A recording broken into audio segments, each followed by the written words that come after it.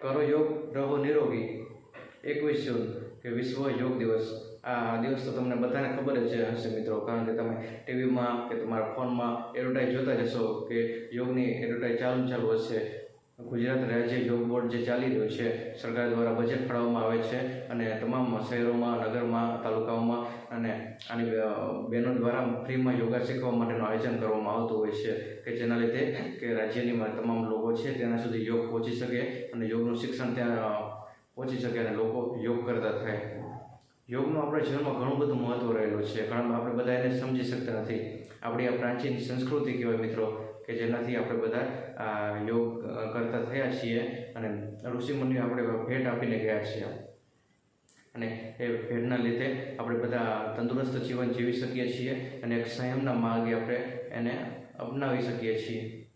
આ યોગ એવી વસ્તુ છે કે જે નાના બાળકો હોય, વડીલો, મોટા યુવાનો, ભાઈઓ બહેનો તમામ લોકો આ યોગ કરી શકે છે. એમાં એવું કંઈ હોય ને ક્રાઇટેરિયા તો હોતો નથી અને યોગનું આપણા જીવનમાં ઘણું બધું મહત્ત્વ રહેલું છે, જેનાથી આપણે ફિટ રહી શકીએ છીએ અને તંદુરસ્ત જીવન જીવી શકીએ છીએ અને તમામ રોગોને જળમૂળમાંથી એને દૂર કરવાનો આ એકમાત્ર આ રસ્તો યોગનો છે.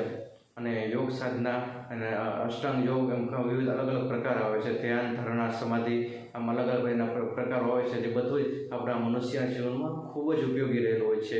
એક આ ધાર્મિક અને આધ્યાત્મિક માર્ગે જવા માટેનો એક યોગ એક અતિ ઉત્તમ રસ્તો છે. અને યોગના લીધે શું થઈ શકે તો મન, શરીર, વિચાર, ક્રિયા, સંયમ, પરિપૂર્ણતા, મનુષ્ય પ્રકૃતિ વચ્ચેનો સુમેળ, સ્વાસ્થ્ય અને સુખાકારી સંપૂર્ણ અભિગમની એકતાને મૂર્તિમંત કરે છે. આ યોગની તાકાત એવી રહેલી છે મિત્રો. આપણી પાસે જે યોગનું શિક્ષણ છે જે વિદેશના લોકો અપનાવતા થયા છે. વિદેશના લોકો પણ આપણી પાસે યોગ શીખવા આવે છે. આપણને એનાથી પૈસા મળે છે મિત્રો, કારણ કે આ યોગ જેવી વસ્તુ છે કે આપણા શરીરમાં જે ડૉક્ટર નથી મટાડી શકતા એ વસ્તુને યોગ મટાડી શકે છે. એટલી તાકાત યોગમાં રહેલી છે. તો યોગનું આ જીવનમાં ઘણું બધું મહત્ત્વ છે. આપણે બધા જીવનમાં એને ઉતારવું જોઈએ. યોગને જીવનમાં દરરોજ અપનાવવા જોઈએ. દરરોજ આપણે યોગ કરીશું તો જ આપણે વધુમાં વધુ જીવન આપણે જીવી શકીશું અને આપણે ફિટ રહી શકીશું. અને દરરોજ આપણે માંદા પડીએ છીએ અને આ બધા રોગો આપણે ડૉક્ટર પાસે દવા લઈએ છીએ, પરંતુ એની સાથે જે આપણે જો યોગ કરીએ દરરોજ તો આપણે જે બીમારી હોય બીમારી પણ ઓછી થઈ શકે. તો આ ઘણા બધા ફાયદાઓ યોગના રહેલા છે. તો આપણે બની શકે એવું યોગને વિશે આપણે જીવનમાં ઉતારીએ. આપણે ભણવામાં પણ આવે છે નાનપણથી કે યોગ વિશેનું શું મહત્ત્વ છે, તો આખો એનો વિષય લેવામાં આવે છે.